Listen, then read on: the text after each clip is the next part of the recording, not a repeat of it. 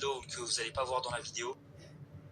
Donc c'est consacré au champ bleu avec une team soutien de 160,3%. Donc moi je vous dis à tout de suite pour la première game de cette vidéo.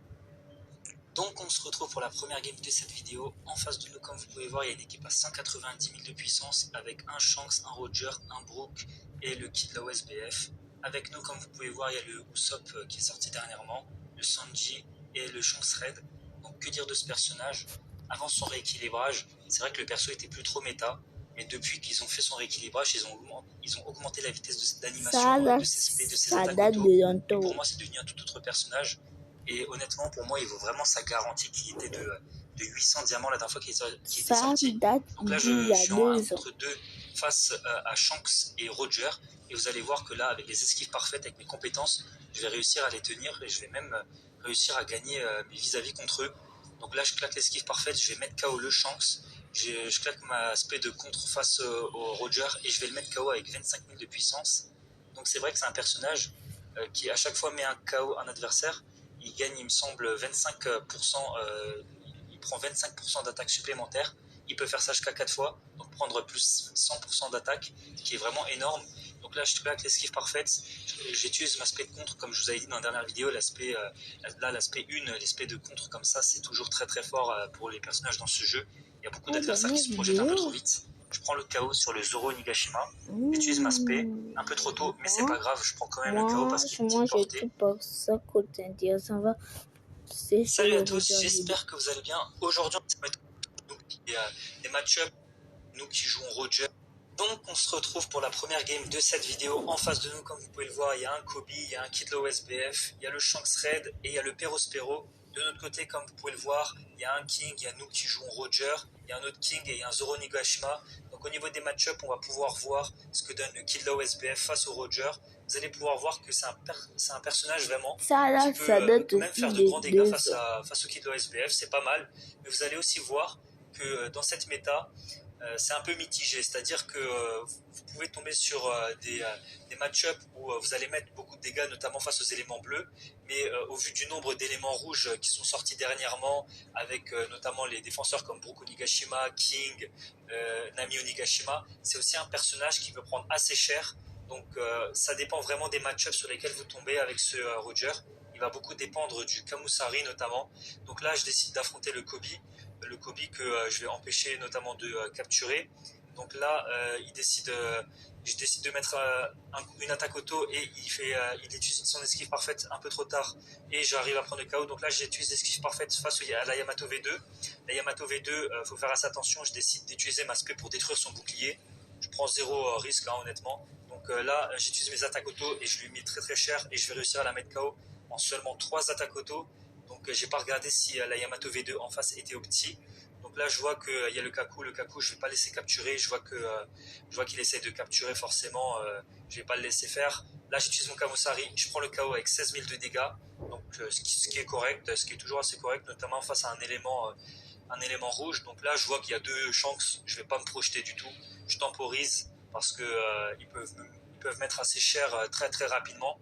Donc là il a utilisé sa SP2, donc pour l'instant ça va plutôt bien, j'arrive à tenir dans cette game, donc je temporise, je prends mon temps, je me projette pas trop, je décide de claquer ma spé, je prends les dégâts, 17 000 face au Kobe, le Kobe qui prend assez cher dans cette game, je claque ma spé, malheureusement il n'y a personne qui prend les dégâts, je claque l'esquive parfaite dans le même temps et j'arrive à mettre KO par la suite le Kobe, donc là je temporise. On a le mid, nos alliés qui sont plutôt en train de bien gérer, on gagne 4-1, on n'a pas besoin de se projeter plus, donc là je vois qu'il y a Yamato, et je vois aussi qu'il y a le Zoro du coup qui est en train d'affronter, et le Zoro qui claque Ashura, donc il va être mis KO forcément par le bouclier, j'ai cru qu'il a été mis KO, mais il a perdu pas mal de PV face à la Yamato, donc là j'ai enlevé 33 000 au Kobe me semble, donc ils ont le boost d'équipe, on a le boost d'équipe aussi, il faut temporiser un petit peu, là il y a le Shanks qui arrive avec sa spé.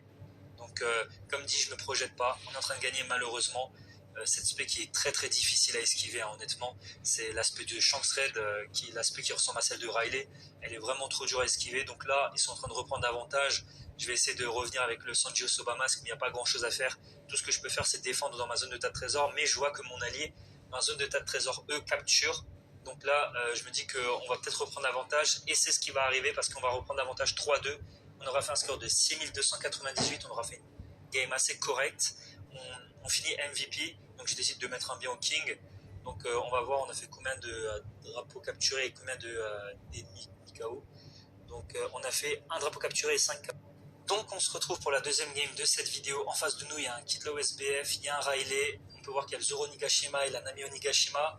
De notre côté, comme vous pouvez le voir, il y a nous qui jouons Roger comme d'hab. Il y a le Riley, il y a le Perospero et il y a un autre Roger. Donc au niveau des match-ups, on a deux match-ups positifs qui est élément bleu face à nous, donc on peut, ce qui est à notre avantage, et on a deux match-ups qui sont un peu plus compliqués, donc en notre défaveur du coup, avec la Nami Onigashima et le Zoro Onigashima aussi. Donc là, je décide de me diriger vers le mid. Donc pour l'instant, je vois qu'il y a le Perospero qui est en train d'aller capturer, donc moi, je perds pas de temps. Donc là, je fais gaffe à l'aspect de la Nami. Je prends l'esquive parfaite, j'utilise ma spé et comme vous pouvez le voir, j'enlève 19 000 au Zoro, ce qui est pas mal. Donc là, je claque ma spé et je prends les dégâts de nouveau, mais j'arrive pas à le mettre KO forcément. Donc là, le Perospero qui va plutôt bien gérer et qui va utiliser son malus face au Zoro Nigashima. Donc là, je vois qu'il y a aussi le Kidlow SBF, qui prend beaucoup de dégâts sur cette spé. Pour l'instant, j'utilise ma spé et je vais réussir à mettre KO le Kidlow SBF. Donc je vois aussi que là, je décide tranquillement d'aller capturer. C'est pas parce qu'on est un attaquant que on ne peut pas capturer. Forcément, quand on voit un drapeau comme ça qui est libre, autant le prendre. Donc là, je décide de le prendre. En plus, c'est pour nous faire reprendre davantage. Donc là, j'utilise ma SP2 et il claque l'esquive parfaite beaucoup trop rapidement. Malheureusement, le poisson qui va réussir à me mettre KO, c'est dommage parce que j'aurais réussi à prendre le KO, je pense, face au Kaido. Mais c'est pas grave, on l'a mis au PV, donc là on va décider d'attendre. On voit que nos alliés sont plutôt en train de bien tenir. On est toujours en train de gagner 3-2. Ils sont en train de gérer au mid. Donc pour l'instant, on est plutôt bien. On a le boost d'équipe qui va arriver.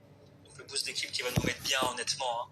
Ce qui va nous permettre de claquer nos spé et de prendre de grands dégâts. On a pris 30 000 de dégâts là, c'est pas mal du tout.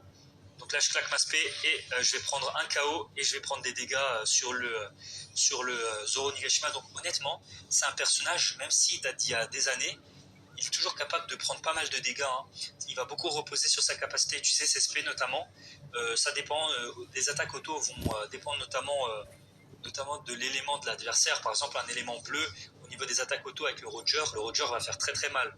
Mais si par exemple on tombe sur un élément rouge, ça peut être un peu plus compliqué forcément. Mais il peut réussir à prendre des dégâts avec son Kamusari notamment. Le Kamusari, c'est pour ça que je vous conseille fortement un set de réduc de SP 1. C'est parce que vous aurez plus de chances, plus rapidement en tout cas, d'avoir l'aspect de ce perso. Et comme vous pouvez le voir, Kamusari, là j'ai enlevé 27 000 de dégâts et c'est une spé qui est très très difficile à esquiver. J'utilise ma spé 2, j'enlève 42 000 de dégâts. Donc vous voyez, c'est un personnage qui reste tout de même méta, qui est très très jouable. Honnêtement, mais après il faut quand même faire attention au niveau des match-ups, pas trop se projeter, en tout cas le moins possible, enfin pas le moins possible, mais faire très attention à la façon dont vous vous projetez. Donc là, la Big Mom qui gère et qui électrocute les adversaires et directement le Perospero qui enchaîne avec son malus. Donc un bon petit duo là qu'ils ont fait.